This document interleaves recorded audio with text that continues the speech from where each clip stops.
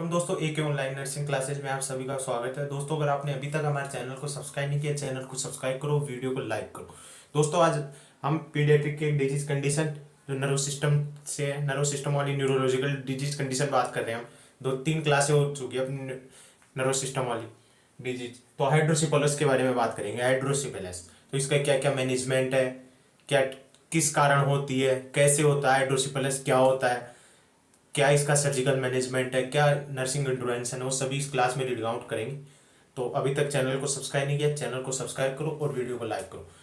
तो हाइड्रोसिफेलस का intro, first point देखेंगे हम। इंट्रो क्या होता है hydrocephalus? Hydrocephalus means accumulation of the CSF in brain. तो नोट डाउन करो, accumulation of CSF in brain. अब यहां पर एक नई टर्म आई है, CSF की full form cerebro spine fluid.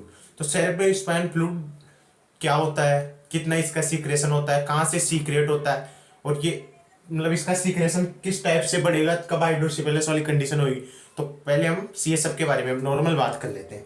तो CSF की फुल फॉर्म क्या होती है? CSF cerebro spinal fluid.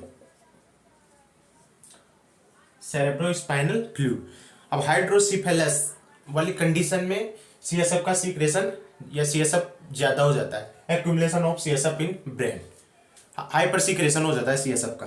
तो किस टाइप से होता है, मतलब CSF का सीक्रेशन ज्यादा हो जाता है या उसका अब्जॉर्प्शन प्रॉपर नहीं हो पाता या कोई ब्लॉकेज हो जाता है, उसके कारण ये कंडीशन डेवलप होती है। तो इस टाइप से इसको 2 टाइप से डिवाइडेड किया गया है, कम्युनिकेटिंग एंड नॉन कम्युनिकेटिंग। तो सभी आगे रीडिंग आउट करेंगे। पहले CSF के बारे में थोड़ा बात कर लेते हैं। CSF means cerebro spinal fluid. कहां पर प्रेजेंट होता है? Present in brain. ब्रेन में प्रेजेंट होता है ये CSF। इसका प्रोडक्शन कहां होता है? प्रोडक्शन कोरोइड प्लेक्सस में इसका प्रोडक्शन होता है CSF का। इंपॉर्टेंट है, MCQ आ जाता है, नॉर्मल है लेकिन क्वेश्चन तो कोरोइड प्लेक्सस CSF का प्रोडक्शन कहाँ होता है? कोरोइड प्लेक्सस में। अब अगला point, rate of the production. इसका प्रोडक्शन रेट मतलब कितना सीक्रेट होता है ये। अगला पॉइंट, रेट कितना होता है? 0.5 ml पर मिनट। 0.5 ml पर मिनट। तो 1 आवर में कितना होगा? 30 ml। 5.5 into 60, 30 ml per hour. और पर डे कितना हो जाएगा? 500 to 720 ml पर डे। ये CSF का सीक्रेशन हो जाता है। CSF का प्रोडक्शन रेट ये होती है। अब प्रेशर कितना होता है CSF का? अगला पॉइंट, नॉर्मल बातें हैं जो मतलब MCQ आ जाता है, तो गलती ना कर दो, इसलिए मैं CSF के बारे में बता दूंगा, फिर आप हाइड्रोसिफेलस के बारे में बात करेंगे। इसके टाइप, कोजेज, रिस्क फैक्टर क्या क्या सभी बात, कोई पॉइंट छोड़ेंगे नहीं हम। तो इसका सीक्रेशन कितना होता है CSF का? 500 to 720 ml per day rate होती है प्रोडक्शन की। अब अगला पॉइंट, प्रेशर ऑफ CSF कितना होता है? 10 to 50 cmH2। ये कब होता है? जब हम लाइंग डाउन हो, लेटे हुए हो, या कौन सी पोजीशन हो? सुपाइन हो। तो ये इतना होता है 10 to 50 cmH2। यूनिट होती है cmH2। और जब हम अपराइट पोजीशन में हो या स्ट्रेट में हो तो कितना होता है? 30 cmH2। कब? अपराइट या स्ट्रेट पोजीशन में। ये इसका प्रेशर ऑफ CSF। अब अगला पॉइंट, ये यूनिट होती है cmH2। यूनिट होती है, इसको mm ऑफ Hg में कन्वर्ट कर सकते हो। 1 mm ऑफ Hg कितने के बराबर होता है? 1.359 CmH2। तो किसी में भी पूछे कंफ्यूज मत हो ना, डिवाइड करके mmHg में कन्वर्ट कर सकते हो आप इसको। 1 mmHg 1.359 CmH2 के बराबर होती है। अब अमाउंट कितना होता है CSF का, अमाउंट ऑफ CSF के बारे में ही नॉर्मल बातें कर रहे हैं अभी। General amount of CSF 120 ml, और रेंज में पूछे आपको तो 125 to 150 ml। एक्यूरेट तो कितना होता है 120 ml, रेंज में 125 या 150 से 150 ml, ये रेंज में होता है। Accurate 120 ml। अब प्रोडक्शन तो इतना हो रहा है और इसका अमाउंट कितना है 120 ml, ये कैसे हुआ? तो ये समझने के लिए आप, ये कभी बड़ी बड़ी बिल्डिंग होती है वहां के बाहर फव्वारे लगे हुए थे, वहां पर 20 लीटर पानी है, उसमें फिक्स है 20 लीटर है, लेकिन वो सारे दिन फव्वारा चलता रहता है, तो उसमें प्रोडक्शन कितना हो रहा है, मतलब रेट ऑफ प्रोडक्शन 1 मिनट में अगर 1 लीटर भी चल रहा है तो 1 आवर में 60 लीटर, और 1 डे में 60 × 25, तो बहुत सारा वाटर है, लेकिन है कितना उसमें 20 ml।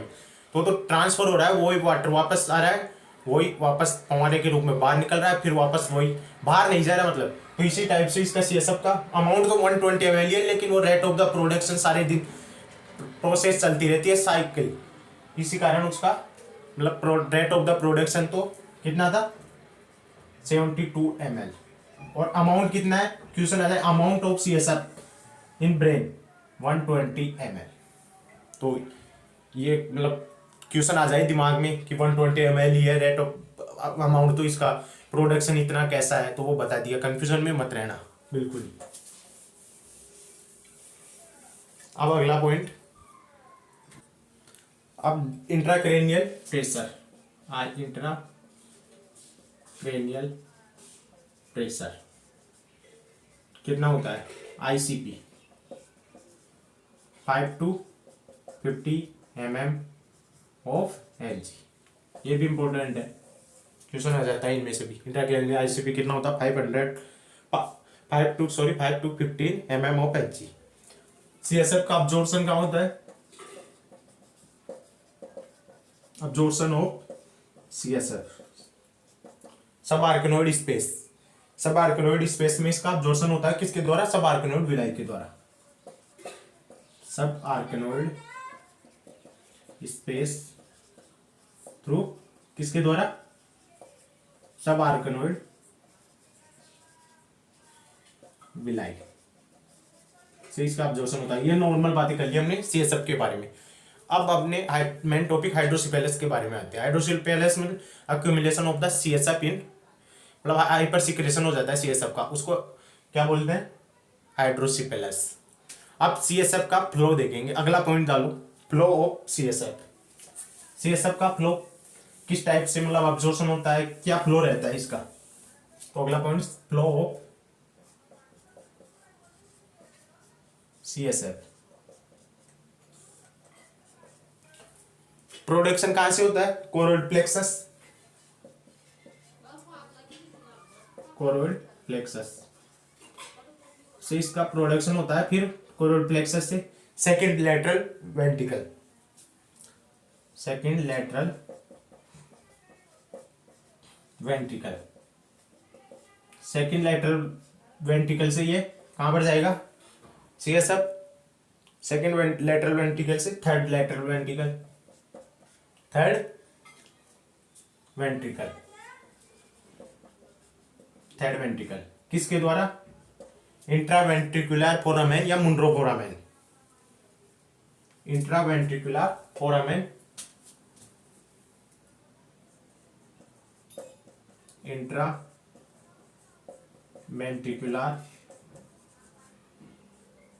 फोरामेन, या इसको मुनरो फोरामेन भी बोलते हैं, मुनरो फोरामेन भी बोल सकते हो।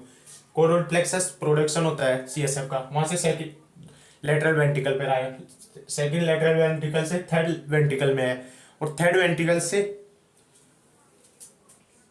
फोर्थ वेंट्रिकल, फोर्थ वेंट्रिकल किसके द्वारा? सेरेब्रल एक्वेडक्ट, सेरेब्रल एक्वेडक्ट या डक्ट ऑफ सिल्विस, सेरेब्रल एक्वेडक्ट के द्वारा फोर्थ वेंट्रिकल में आएगा। अगर ये सेरेब्रल एक्वेडक्ट में ब्लॉकेज आ जाए तो फोर्थ वेंट्रिकल में नहीं आ पाएगा और सीएसएफ का प्रोडक्शन या उसका जो नॉर्मल साइकिल हो वो नहीं चल पाएगा और हाइड्रोसिपेलस वाली कंडीशन आ जाएगी। तो इस फ्लो में कहीं भी डिफरेंस आ जाए, मतलब सेरेब्रल एक्वेडक्ट ब्लॉकेज हो जाए तो थर्ड वेंट्रिकल फोर्थ वेंट्रिकल में नहीं जा पाएगा और एब्जॉर्प्शन नहीं हो पाएगा और वो हाइड्रोसिपेलस वाली कंडीशन आ जाएगी। तो इस सीएसएफ फ्लो समझ लोगे ना तो आपको पूरा हाइड्रोसिपेलस वाली कंडीशन समझ में आ जाएगी। तो इसलिए मैं फ्लो समझाने की कोशिश कर रहा हूँ। कोरोइड प्लेक्सस प्रोडक्शन होता है, वहां से second lateral ventricle, third ventricle में भी second lateral ventricle, second lateral ventricle से थर्ड वेंट्रिकल, यहाँ भी कोरोइड प्लेक्सस से सीएसएफ थर्ड लेटरल वेंट्रिकल में जाएगा, थर्ड से सेरेब्रल एक्वेडक्ट के थ्रू फोर्थ वेंट्रिकल में जाएगा। इसको सेरेब्रल एक्वेडक्ट या एक्वेडक्ट ऑफ सिल्विस भी बोलते हो। अब फोर्थ वेंट्रिकल से फोर टाइप के पासेज में जाएगा और बॉडी में अब्जॉर्ब कर लिया जाएगा। तो फोर्थ वेंट्रिकल आगे नोट डाउन करो, कंटिन्यू चलने दो। फोर्थ वेंट्रिकल से फोर टाइप की बॉडी पासेज, सेंट्रल, फर्स्ट है central canal,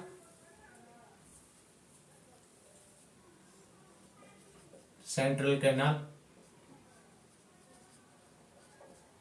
second lateral median aperture, median aperture and last two lateral aperture. Four passages में डिवाइड हो गया, फोर लेटरल अपर्चर। इसको मीडियन अपर्चर को एक नाम और बोलते हैं foramen of Magendie, foramen of Magendie. कोई वर्ड समझ में नहीं आ रहा तो मैं बोल भी रहा हूं, उसको सुन के भी लिख सकते हो, फोरामेन ऑफ मैगेंडी। और टू लेटरल अपर्चर को भी क्या एक नाम और बोलते हैं, क्या? Foramen of Luschka, foramen of Luschka. और फिर इन फोर ये इनमें पासेज में जाएगा सीएसएफ और इनके थ्रू सब आर्कनोइड स्पेस, सब आर्कनोइड स्पेस में आ जाएगा सीएसएफ और सब आर्कनोइड स्पेस से सब आर्कनोइड विलाई के द्वारा अब्जॉर्ब कर लिया जाएगा, फिर नॉर्मल ब्लड स्ट्रीम में चला जाएगा। सब आर्कनोइड विलाई क्या कर लेगी? अब्जॉर्ब। तो ये नॉर्मल सीएसएफ का फ्लो होता है। सीएसएफ का फ्लो कोरोइड प्लेक्सस से प्रोडक्शन होता है। कोरोइड प्लेक्सस से प्रोडक्शन के बाद second lateral ventricle, second lateral ventricle से वेंट्रिकुलर फोरामेन, इंट्रावेंट्रिकुलर फोरामेन से थर्ड वेंट्रिकल, थर्ड वेंट्रिकल में जाएगा। थर्ड वेंट्रिकल से फोर्थ वेंट्रिकल में सेरेब्रल एक्वेडक्ट या एक्वेडक्ट ऑफ सिल्विस में जाएगा और फिर फोर टाइप के पासेज में डिवाइड हो जाएगा। Centre canal, median aperture, two lateral aperture. Median aperture को foramen of the Magendie, foramen of मैगेंडी बोलते हैं, फोरामेन ऑफ मैगेंडी। और लेटरल अपर्चर को फोरामेन ऑफ लस्का। तो इनसे फिर सब आर्कनोइड स्पेस में, सब आर्कनोइड स्पेस से सब आर्कनोइड विलाई में और फिर अब्जॉर्ब कर लिया जाता है। तो ये नॉर्मल फ्लो होता है सीएसएफ का। अब हम टाइप ऑफ द हाइड्रोसिपेलस, अगला पॉइंट टाइप्स। अब हाइड्रोसिपेलस वाली कंडीशन दो टाइप की होती है। इजीली समझो, हर पॉइंट को समझो, इजी है, बिल्कुल इजी है, कोई भी चीज हार्ड नहीं होती, बिल्कुल समझने को वो नहीं चाहिए, समझने में तो हर चीज आएगी आपको। Types of hydrocephalus, two types बताए थे। First communicating and second non communicating. Communicating hydrocephalus और second non communicating hydrocephalus and non communicating में मेन डिफरेंस। कम्युनिकेटिंग मतलब कम्युनिकेशन क्लियर है, मतलब सीएसएफ का कोई ब्लॉकेज नहीं है, सीएसएफ फ्लो है उसमें कोई ब्लॉकेज नहीं है। तो ये कम्युनिकेटिंग में क्या हो रहा है, ब्लॉकेज एब्सेंट, लेकिन सीएसएफ का प्रोडक्शन ज्यादा हो रहा है, तो उसको बोलेंगे कम्युनिकेटिंग हाइड्रोसिपेलस।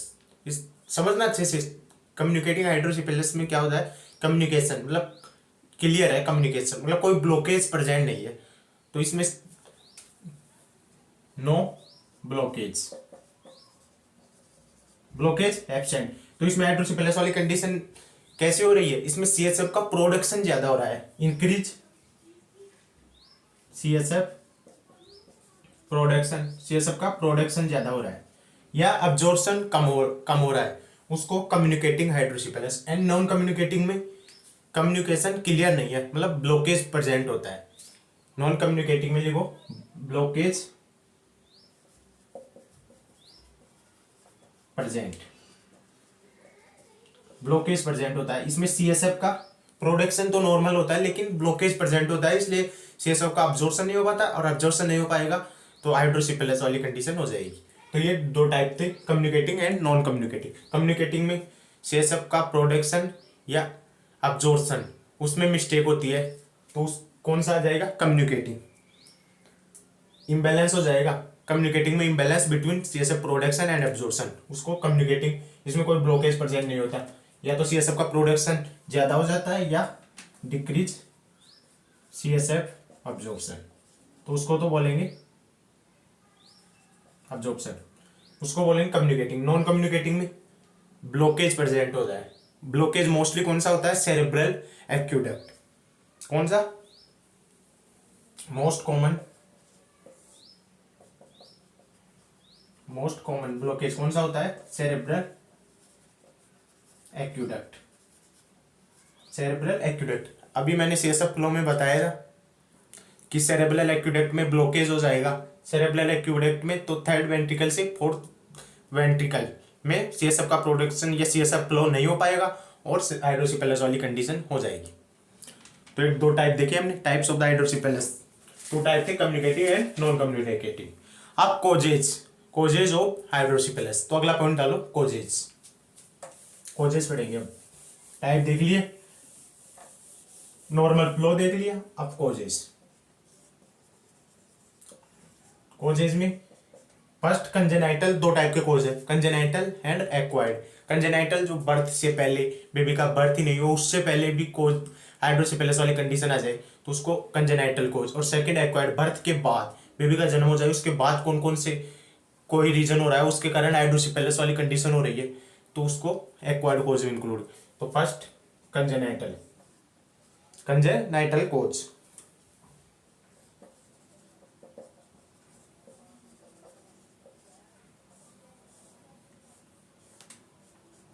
कंजेनाइटल कोज, कंजेनाइटल कोज में first maternal infection,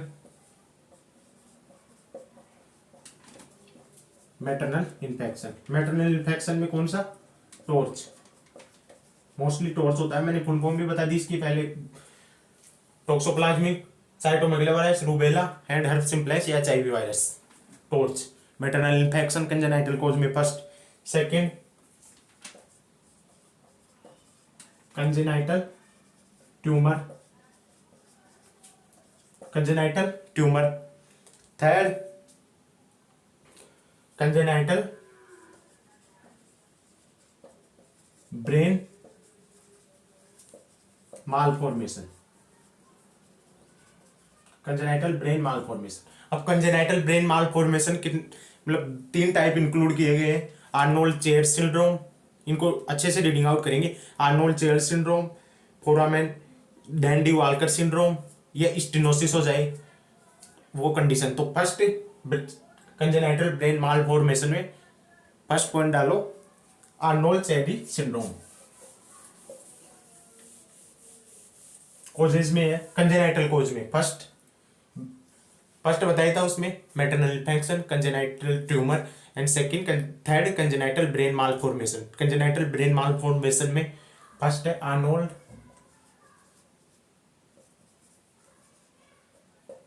cherry syndrome,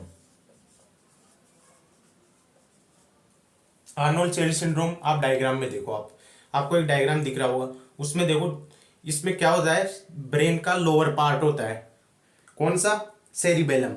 cerebellum herniated होकर जहां से स्पाइनल कॉर्ड निकल रही है, देखो स्पाइनल कॉर्ड फोरामेन मैग्नम से निकलती है स्पाइनल कॉर्ड, वहां पर वो हर्निएटेड होके सेरिबेलम स्पाइनल कॉर्ड वाले मतलब उसमें हर्निएटेड होकर वहां से निकल जाता है, तो वो ब्लॉकेज हो जाता है, सीएसएफ का ब्लॉकेज हो जाता है, ब्लॉक होने के कारण हाइड्रोसिपेलस वाली कंडीशन हो जाती है और उसको बोलते हैं Arnold Chiari syndrome. Arnold Chiari syndrome. तो इसमें क्या होता है, in this condition have brain, in this condition have brain, in this condition have brain stem, brain stem, brain stem में कौन कौन से part, pons, medulla oblongata and midbrain, brain stem का या सेरिबेलम, सेरिबेलम पोस्टीरियर पार्ट होता है ना brain का, उसको सेरिबेलम बोलते हैं, posterior part, cerebellum herniated, herniated, herniated means hernia, hernia क्या होता है, जिसमें एक ऑर्गन है वो अपनी लोकेशन से हर्निएटेड होके या अपनी डिसलोकेशन होके अनदर लोकेशन या प्रोट्रूजन के रूप में बाहर निकल आता है, उसको बोलते हैं हर्निएटेड होना। तो ये सेरिबेलम क्या होता है, पोस्टीरियर पार्ट में, डायग्राम में देखा आपने, पोस्टीरियर पार्ट में होता है, और वो जहां से स्पाइनल कॉर्ड निकल रही है फोरामेन मैग्नम, वहां से निकल जाता है, सेरिबेलम आ जाता है उसकी जगह में, और वो सीएसएफ के प्रोडक्शन को ब्लॉकेज कर देता है, और उसके ब्लॉकेज होने को क्या बोलते हैं, आर्नोल्ड चेरी सिंड्रोम। समझ में आ गया। तो cerebellum, in this condition have brain stem and cerebellum herniated in the spinal cord, in the spinal cord, herniated हो गए स्पाइनल कॉर्ड में आ जाएंगे, थ्रू आउट किसके द्वारा, through out foramen, foramen magnum. Foramen magnum क्या होता है, base of the skull, foramen magnum means base of the skull, foramen magnum कहां प्रेजेंट होता है, बेस ऑफ स्कल, जहां से दैट है passes spinal cord, spinal cord जहां से पास होती है उससे फोरामेन मैग्नम कहां पर प्रेजेंट होता है, बेस ऑफ द स्कल। तो आर्नोल्ड चेरी सिंड्रोम कंप्लीट हो गया अपना। अब सेकंड टाइप लिखो, किस में चल रहे हैं, कोज में चल रहे हैं, कंजेनाइटल ब्रेन मालफॉर्मेशन का। फर्स्ट पढ़िए आर्नोल्ड चेरी सिंड्रोम, अब second Dandy Walker syndrome, second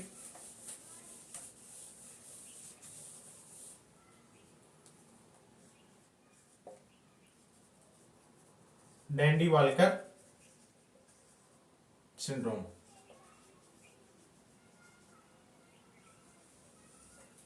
congenital cause में, कंजेनाइटल कोज का थर्ड टाइप था congenital brain malformation, brain malformation, उसमें फर्स्ट देख लिया आर्नोल्ड चेरी सिंड्रोम, अब second Dandy Walker syndrome. Dandy Walker syndrome में क्या होता है, सिस्ट का फॉर्मेशन या सिस्ट या cavity, cyst means cavity, cyst formation, cyst यानी cavity, formation of fourth ventricle, fourth ventricle में सिस्ट का फॉर्मेशन हो जाएगा। फोर्थ वेंट्रिकल से सीएसएफ का फ्लो फोर टाइप में डिवाइड हो रहा था, सेंट्रल पार्ट में, median aperture and two lateral aperture. तो मीडियन अपर्चर और लेटरल अपर्चर वहां सीएसएफ नहीं पहुंचेगा और सीएसएफ का ब्लॉकेज हो जाएगा और हाइड्रोसिपेलस वाली कंडीशन डेवलप हो जाएगी। तो सिस्ट या cavity formation of fourth ventricle, जिससे क्या होगा, सो नैरोइंग या सिकुड़ जाएगी, so narrowing of the Magendie foramen, so narrowing of foramen Magendie and foramen Luschka. Magendie median aperture को बताया था और लस्का थर्ड सेकंड टाइप था, तीन पार्ट में डिवाइड हो रही थी, सेंट्रल में, मीडियन अपर्चर एंड दो लेटरल अपर्चर। तो लेटरल अपर्चर को लस्का भी बोलते हैं। तो वो नैरोइंग हो जाएगी, फोरामेन नैरोइंग हो जाएंगे, सिकुड़ जाएंगे, तो सीएसएफ का नॉर्मल फ्लो होता है वो नहीं हो पाएगा, ब्लॉकेज हो जाएगा। तो ये कौन सी टाइप का हाइड्रोसिपेलस है? Non communicating. क्वेश्चन आ जाता है कभी कभी कि ये कौन से टाइप का हाइड्रोसिपेलस है, ब्लॉकेज हो रहा है, कम्युनिकेशन क्लियर नहीं है। कम्युनिकेशन क्लियर है हाइड्रोसिपेलस। तो दो टाइप बताए थे मैंने, दो टाइप बताए थे, कम्युनिकेटिंग है नॉन कम्युनिकेटिंग। कम्युनिकेटिंग में कम्युनिकेशन है वो, कम्युनिकेटिंग में कम्युनिकेशन क्लियर होता है, मतलब कम्युनिकेशन तो क्लियर होता है, लेकिन सीएसएफ का कम्युनिकेशन, कम्युनिकेशन मीन्स कोई ब्लॉकेज नहीं है, ब्लॉकेज नहीं है बिल्कुल भी, तो वो कम्युनिकेटिंग हो गया। उसमें सीएसएफ का प्रोडक्शन या एब्जॉर्प्शन कम हो जाएगा, प्रोडक्शन ज्यादा हो जाता है, तो वो कम्युनिकेटिंग हाइड्रोसिपेलस होता है। लेकिन नॉन कम्युनिकेटिंग में क्या होता है कि सीएसएफ का फ्लो है, उसमें सेरेब्रल एक्वेडक्ट में हो जाए ब्लॉकेज, या मैगेंडी या लस्का लेटरल वेंट्रिकल किसी में भी मतलब ब्लॉकेज हो जाए तो उसको नॉन कम्युनिकेटिंग हाइड्रोसिपेलस बोलते हैं। तो हमने कंजेनाइटल ब्रेन मालफॉर्मेशन में पहला देखा आर्नोल्ड चेयर सिंड्रोम, उसमें भी ब्लॉकेज हो रहा था, तो वो भी नॉन कम्युनिकेटिंग हाइड्रोसिपेलस है। इसमें भी ब्लॉकेज हो रहा है कहाँ, मैगेंडी एंड लस्का में, तो ये भी नॉन कम्युनिकेटिंग हाइड्रोसिपेलस वाली कंडीशन होती है। अब थर्ड कंजेनाइटल ब्रेन मालफॉर्मेशन में थर्ड है स्टेनोसिस ऑफ सेरेब्रल एक्वेडक्ट। तो अगला पॉइंट डालो, stenosis of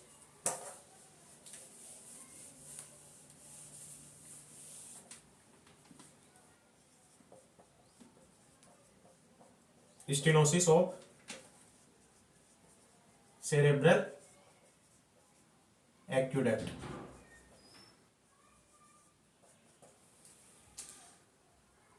stenosis, stenosis words का मीन्स होता है narrowing, narrowing of tubular structure, structure जैसे ये ट्यूब है या कोई ब्लड वेसल्स है, तो यहां पर ल्यूमेन का नैरो हो जाना, ल्यूमेन है ये नैरो हो जाती है, तो नॉर्मल फ्लो होता है वो फ्लो नहीं हो पाता है, ब्लॉकेज हो जाता है, तो ये स्टेनोसिस वर्ड्स का मीन होता है नैरोइंग ऑफ ट्यूबुलर स्ट्रक्चर। अब ये कंजेनाइटल ब्रेन मालफॉर्मेशन में थर्ड है स्टेनोसिस ऑफ सेरेब्रल एक्वेडक्ट, ये मोस्ट कॉमन होता है। इसमें सेरेब्रल एक्वेडक्ट जो थर्ड वेंट्रिकल से फोर्थ वेंट्रिकल में सीएसएफ का फ्लो हो रहा था, सीएसएफ फ्लो अभी बताया था मैंने, तो वहां पर किसके द्वारा होता है, सेरेब्रल एक्वेडक्ट या डक्ट ऑफ सिल्विस, तो वो सेरेब्रल एक्वेडक्ट में ब्लॉकेज हो जाएगा, तो नॉर्मल फ्लो या सीएसएफ का फ्लो नहीं हो पाएगा, और सीएसएफ का फ्लो नहीं हो पाएगा तो हाइड्रोसिपेलस या नॉन कम्युनिकेटिंग हाइड्रोसिपेलस वाली कंडीशन हो जाएगी। तो स्टेनोसिस ऑफ सेरेब्रल एक्वेडक्ट, तो इसका mean narrowing of tubular structure, narrowing हो जाएगी ट्यूबुलर स्ट्रक्चर, और नैरोइंग हो जाएगी तो ब्लॉकेज ऑफ सीएसएफ फ्लो, और सीएसएफ का फ्लो ब्लॉकेज हो जाएगा तो कौन सी कंडीशन, नॉन कम्युनिकेटिंग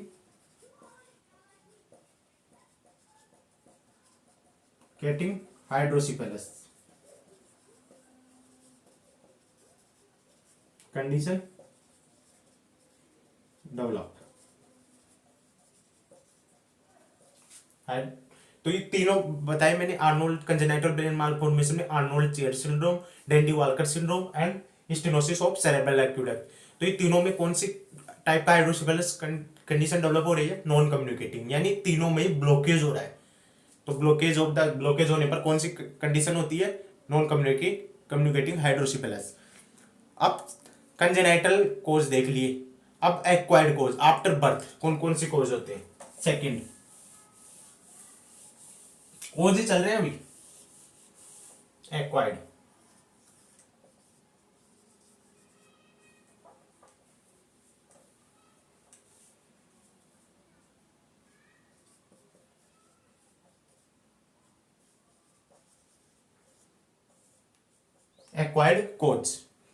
एक्वायर्ड कोज में फर्स्ट है meningitis, inflammation of the meninges, meninges में इन्फ्लामेशन हो जाए, मेनिंजेस स्पाइनल कॉर्ड के बाहर कवरिंग होती है, ब्रेन के चारों तरफ वो कवर लेयर होती है पियामेटर आर्गेनोल, उनको मेनिंजेस बोलते हैं। अगर उनमें इन्फ्लामेशन हो जाए तो सीएसएफ का फ्लो नहीं हो पाएगा, तो ये भी कॉज हो सकता है, ये भी हाइड्रोसिपेलस वाली कंडीशन को कॉज करते हैं, inflammation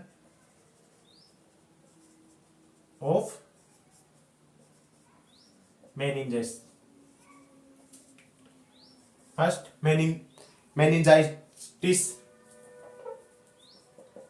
meningitis, second encephalitis,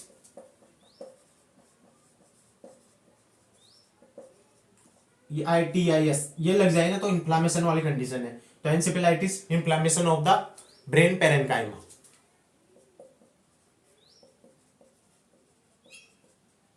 inflammation of brain parenchyma.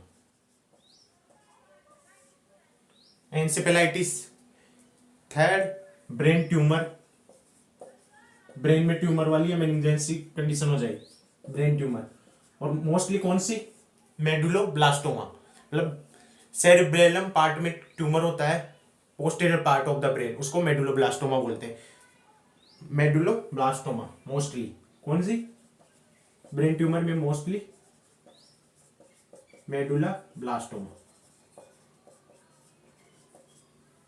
Medulloblastoma most common type होता है ये ब्रेन में मोस्ट कॉमन टाइप कैंसर या मेलिग्नेंसी कंडीशन कौन सी होती है, मेडुलोब्लास्टोमा। और ये कहां पर, lower back part of brain, यहां पर लगभग lower back part of brain में ये कंडीशन होती है ब्रेन ट्यूमर वाली। और बर्थ इंजरी ये भी कॉज करती है। Fourth, birth injuries. तो हमने कॉज देख लिए किनके कारण हाइड्रोसिफिलस वाली कंडीशन होती है। इनको दो टाइप से डिवाइड किया था, कंजेनाइटल एंड एक्वायर्ड। कंजेनाइटल मतलब जन्म से पहले, कंजेनाइटल में maternal infection, congenital tumour, congenital brain malformation. Congenital brain malformation में 3 टाइप की कंडीशन दी गई थी, Arnold Chiari syndrome, second Dandy Walker syndrome, और थर्ड स्टीनोसिस या narrowing of the cerebral aqueduct. वो तीनों में कौन सी कंडीशन हो रही थी, कौन सा टाइप का हाइड्रोसिफिलस हो रहा था, नॉन कम्युनिकेटिंग हाइड्रोसिफिलस, क्योंकि तीनों में ब्लॉकेज हो रहा था। तो ब्लॉकेज होने पर कौन से टाइप का हाइड्रोसिफिलस वाला होता है, नॉन कम्युनिकेटिंग। फिर हमने एक्वायर्ड में हमने देखा first meningitis, inflammation of the meninges, encephalitis, inflammation of the brain parenchyma, birth injuries और ब्रेन ट्यूमर में मेडुलोब्लास्टोमा एक मोस्ट कॉमन कैंसर कंडीशन होती है चाइल्ड में। इसमें लोअर पार्ट कहां पर होता है, lower back part of brain. और बर्थ इंजरी, ये कोजेस देख लिया अब हमने हाइड्रोसिफिलस की। अब अगला पॉइंट, क्लिनिकल मैनिफेस्टेशन या साइन सिम्टम। एक एक पॉइंट बता रहा हूं, आप इनके नोट्स तैयार कर लो, बहुत इंपॉर्टेंट है। आप कोचिंग करोगे वहां पर भी नहीं मिलेगा ये मैटर। क्लिनिकल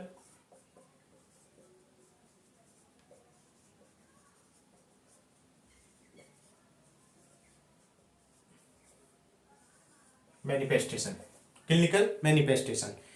इसमें फिजिकल असेसमेंट करेंगे पहले, क्या क्या साइन सिम्टम दिख रहे हैं, मतलब हाइड्रोसिफिलस वाली कंडीशन में क्या क्या साइन सिम्टम दिखेंगे। फिजिकल असेसमेंट,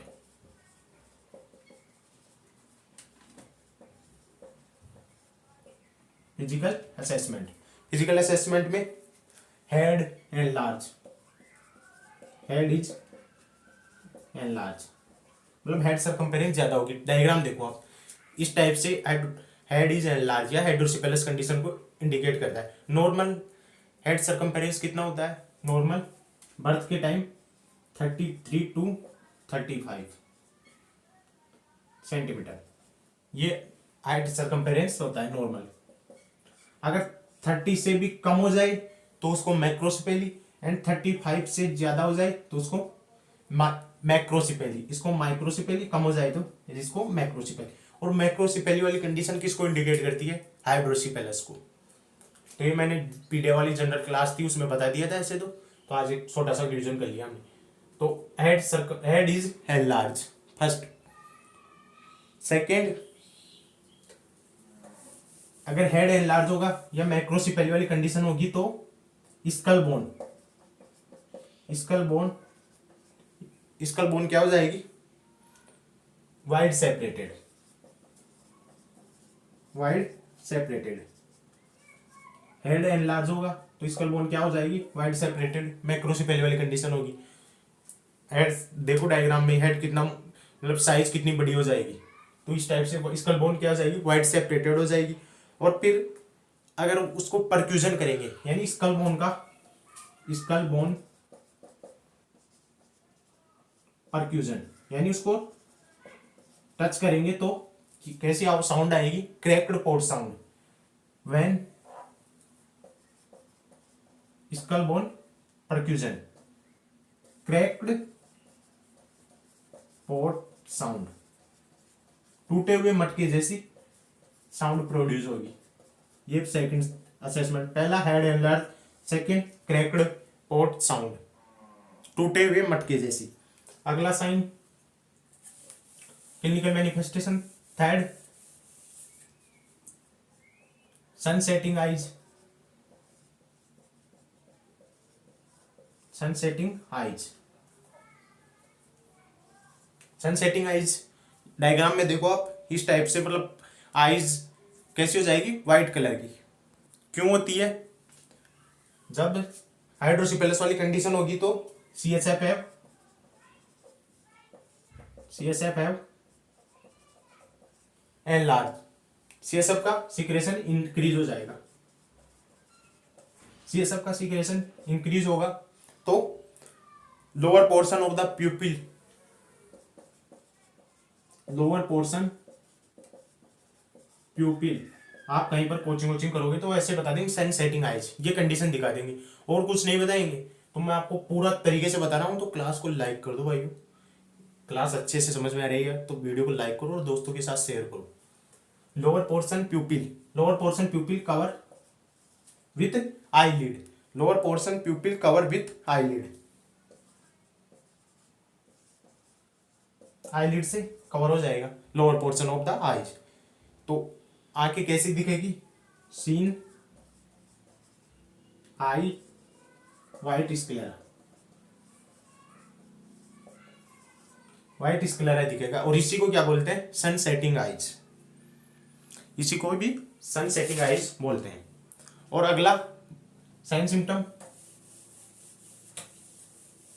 बल्जिंग फोंटेनल,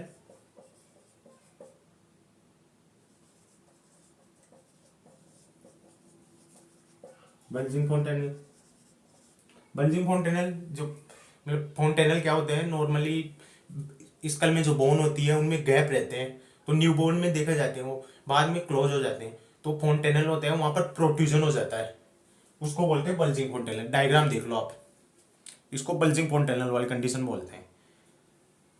अगला frontal बूजिंग, frontal बूजिंग means frontal part होता है ब्रेन का या बोन स्कल का, वहां पर क्या हो जाता है, प्रोट्रूजन हो जाता है। फोरहेंड, प्रोट्रूजन ऑफ, डायग्राम देख लो आप इसका भी, प्रोट्रूजन ऑफ फोरहेंड, इसको क्या बोलते हैं, फ्रंटल बूजिंग, फ्रंटल बूजिंग। अब चाइल्ड में क्या क्या सिम्टम देखेंगे, ये तो हमने फिजिकल असेसमेंट देख लिया, उसमें क्या क्या दिखेगा हमें हाइड्रोसिपेलस वाली में, physical assessment, sun setting eyes, Macewen sign और bulging fontanelle, frontal bossing, head is enlarge. अब अगला देखेंगे चाइल्ड सिम्टम, क्लिनिकल मैनिफेस्टेशन में ही चल रहे हैं। चाइल्ड सिम्टम,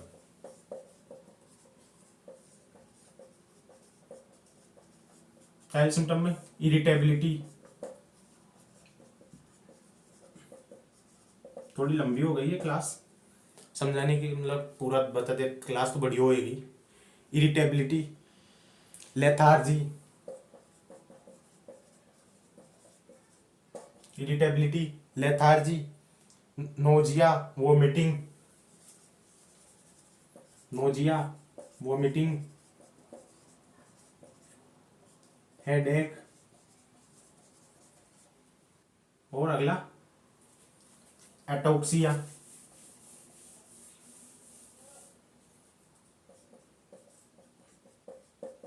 एटोक्सिया, एवेकिंग, मतलब बच्चा सो रहा है अचानक ही जग जाएगा, अवेकिंग। एटोक्सिया, अटोक्सिया एक न्यू वर्ड है, आपको समझ में नहीं आया, मैं इसका बता देता हूँ। Lack of muscle contraction, muscles का मूवमेंट होता है, वोल्यूनेंट्री मसल्स में अपना मूवमेंट होता है। दो टाइप का मूवमेंट होते हैं, मसल्स होती है, वोल्यूनेंट्री movement and इनवोल्यूनेंट्री।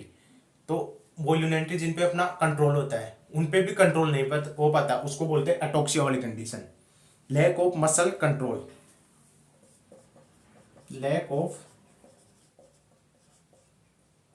Muscle control on voluntary movement, जिन पे अपना कंट्रोल, जैसे हाथ मिला रहे हैं, इसको भी कंट्रोल नहीं हो पाएगा, तो उसको बोलते हैं एटोक्सिया। ये चाइल्ड में सिम्टम देखने को मिलेंगे,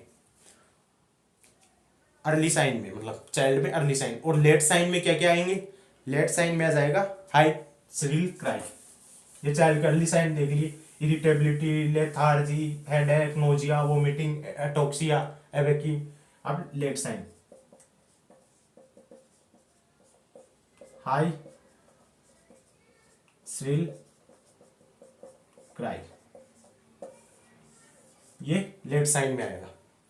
अब डायग्नोसिस, डायग्नोसिस किस हिसाब से करेंगे? डायग्नोसिस करने के लिए सीटी स्कैन या एमआरआई। डायग्नोसिस क्यों करेंगे कि हाइड्रोसिफेलस, कौन सी कंडीशन हाइड्रोसिफेलस वाली, कौन सी कंडीशन है, कम्युनिकेटिंग है या नॉन कम्युनिकेटिंग, क्योंकि उसी के आधार पर हम मैनेजमेंट करेंगे। तो डायग्नोसिस अगला point.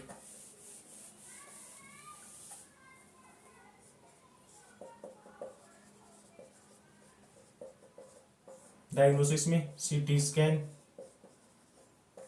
MRI, CT scan, MRI and x-ray कर सकते हो। तो इनके द्वारा क्या करते हैं? डायग्नोसिस करते हैं कि हाइड्रोसिफेलस वाली कौन सी कंडीशन है, कम्युनिकेटिंग है या नॉन कम्युनिकेटिंग, क्योंकि उसी के आधार पर मैनेजमेंट करेंगे। अगर कम्युनिकेटिंग है तो उसका मैनेजमेंट मेडिकल मैनेजमेंट है, कम्युनिकेटिंग है मतलब सीएसएफ का प्रोडक्शन ज़्यादा हो रहा है तो उसको कम करने के लिए दवाइयाँ दे देंगे, डोज दे देंगे।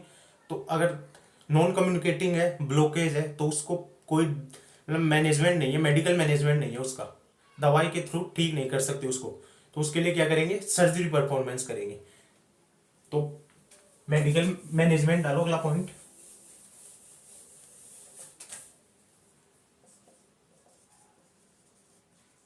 मैनेजमेंट, मैनेजमेंट में first medical management, medical management, medical management only communicating hydrocephalus का ही है। Medical management possible only communicating hydrocephalus.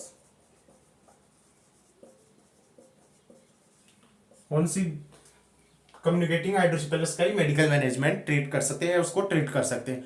तो उसके लिए क्या प्रोवाइड करेंगे? एसिटाजोलामाइड, एसिटाजोलामाइड, एसिटाजोलामाइड 50 ग्राम mg पर kg। क्या डोज रखेंगे इसकी? 50 मिलीग्राम पर kg पर डे। ये क्या करेगी? सीएसएफ की प्रोडक्शन को डिक्रीज कर देगी, और सीएसएफ प्रोडक्शन डिक्रीज होगा तो वो कम्युनिकेटिंग हाइड्रोसिफेलस वाली कंडीशन को हम ट्रीट कर सकते हैं। एसिटाजोलामाइड एंड सेकंड ग्लिसरॉल, दो डोज देते हैं। सेकंड ग्लिसरॉल, ये टैबलेट प्रोवाइड करते हैं, ये क्या करती है? सीएसएफ के प्रोडक्शन को डिक्रीज कर देती है। Acetazolamide and glycerol. अब अगला सर्जिकल मैनेजमेंट, अगला पॉइंट। मेडिकल मैनेजमेंट देख लिया, अब सर्जिकल। सर्जिकल मैनेजमेंट किसका? नॉन कम्युनिकेटिंग का, क्योंकि उनका मेडिकल मैनेजमेंट नहीं कर सकते। सर्जिकल मैनेजमेंट सेकेंड, मेडिकल देख लिया, अब सर्जिकल मैनेजमेंट। सर्जिकल मैनेजमेंट के लिए क्या करेंगे? संट, संट प्रोवाइड करेंगे। तो संट क्या होता है? फर्स्ट पॉइंट तो ये है अपना। तो संट पहले हम देख लेते हैं, संट क्या होता है, नोट डाल लो या अलग से ले लो। संट, संट क्या होते हैं? एक होलो मस्कुलर ट्यूब होती है, hollow tube, it is a hollow tube.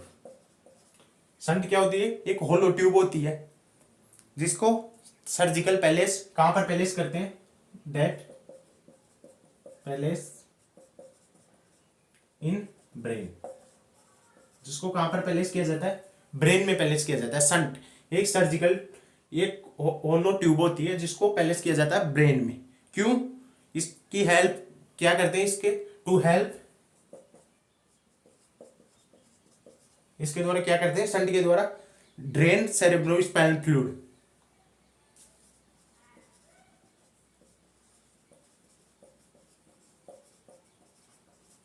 Cerebrospinal fluid, cerebrospinal fluid होता है, उसको बॉडी के अनोदर पार्ट या अनोदर लोकेशन पर ड्रेन किया जाता है, अनोदर लोकेशन पे जहां पर इसका अब्जॉर्प्शन हो सके। तो to help drain cerebrospinal fluid redirect another body location,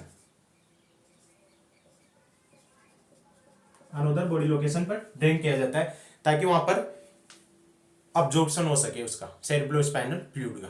तो ये संट नॉर्मल टर्म थी, मैंने संट बता दिया, मतलब वॉल्यूम ट्यूब होता है। मैं आपको सर्जिकल मैनेजमेंट दिखा देता डायरेक्ट तो आपके कुछ समझ में नहीं आता, तो मैं पहले बता दिया आपको संट। इसको ब्रेन में पैलेस किया जाता है और ब्रेन से वहां पे ड्रेन सेरेब्रोस्पाइनल फ्लूइड होता है, उसको निकालने के लिए अदर बॉडी में ट्रांसफर किया जाता है, एक ट्यूब होती है उसके through.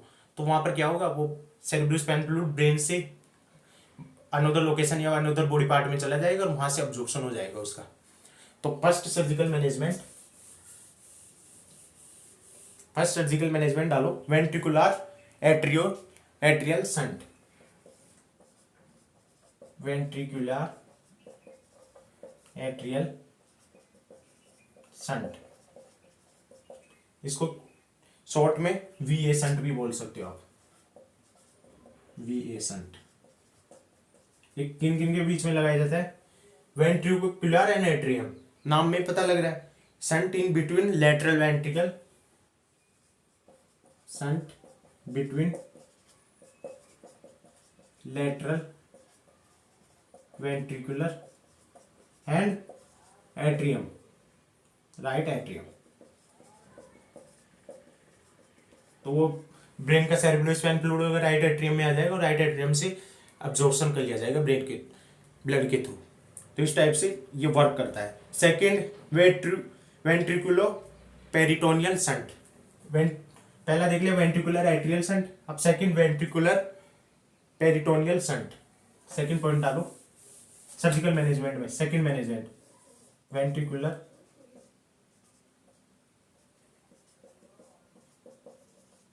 Peritoneal shunt, shunt between ventricular and peritoneum, shunt between ventricular lateral ventricular and peritoneum. इसको शॉर्ट में वीपी संट भी बोल सकते हैं, वेंट्रिकुलर पेरिटोनियम। फर्स्ट वाले को वी वेंट्रिकुलर एट्रियम संट। ये सर्जिकल मैनेजमेंट सेकंड कंप्लीट हुआ। अब थर्ड वेंट्रिकुल स्टोम, वो इतना इंपॉर्टेंट नहीं है, रहने दो उसको। अब अपना मतलब सर्जिकल मैनेजमेंट कंप्लीट हो गया। अब pre operative and post operative care, pre operative and post operative care. इससे पहले हम इसका एक इंपॉर्टेंट नोट डाल दो आप। संट प्रोवाइड करते हैं, संट लगाते हैं, उस टाइम में अगर आईसीपी इंक्रीज हो जाए तो क्या करेंगे, और आईसीपी नॉर्मल हो तब क्या करेंगे? तो नोट डालो एक note. When shunt insert,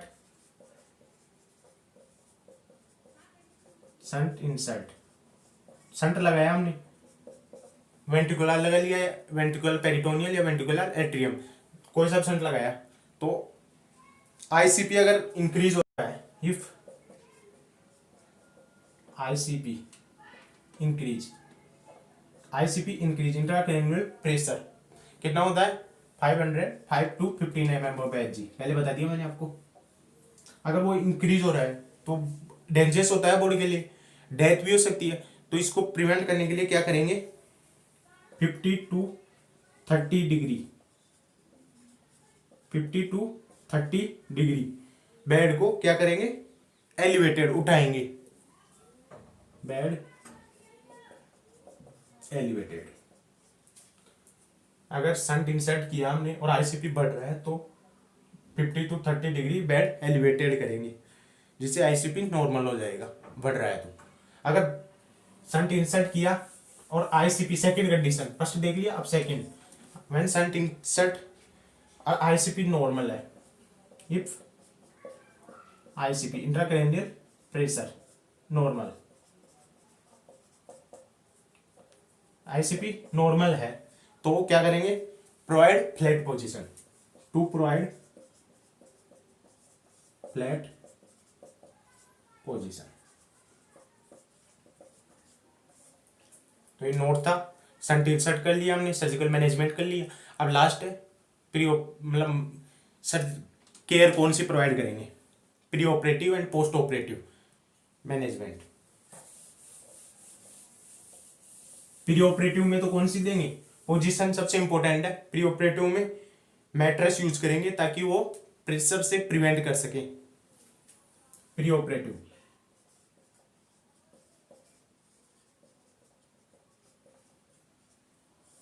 pre operative में to you egg mattress use करेंगे, एग मैट्रेस यूज किससे प्रिवेंट करने के लिए, टू प्रिवेंट प्रेशर।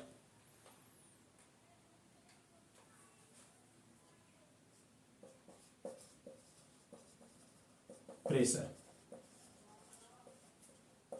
और पोस्ट ऑपरेटिव मैनेजमेंट में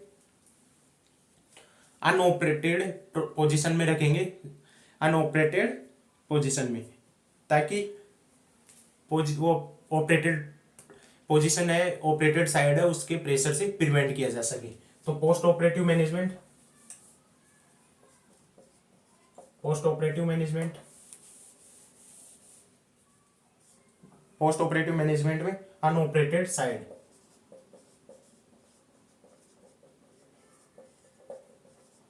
अनऑपरेटेड साइड पोजीशन, किससे, टू प्रिवेंट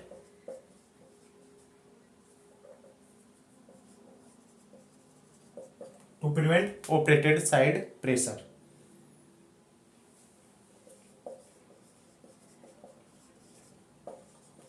तो ये हाइड्रोसिपेलस वाला क्लास अपनी कंप्लीट हो गई है। मैंने मतलब हाइड्रोसिपेलस में सारा मतलब जो भी इंक्लूड था वो सभी बता दिया ऐसे। तो आपको अब आगे कुछ ज़्यादा पढ़ने की जरूरत नहीं है, आप एमसीक्यू सॉल्व करो इसके, हाइड्रोसिपेलस के इजीली सॉल्व हो जाएंगे और एग्जाम में क्वेश्चन आएगा तो आप रोंग नहीं कर पाओगे। धन्यवाद दोस्तों। चैनल को सब्सक्राइब नहीं किया, चैनल को सब्सक्राइब करो, वीडियो को लाइक करो।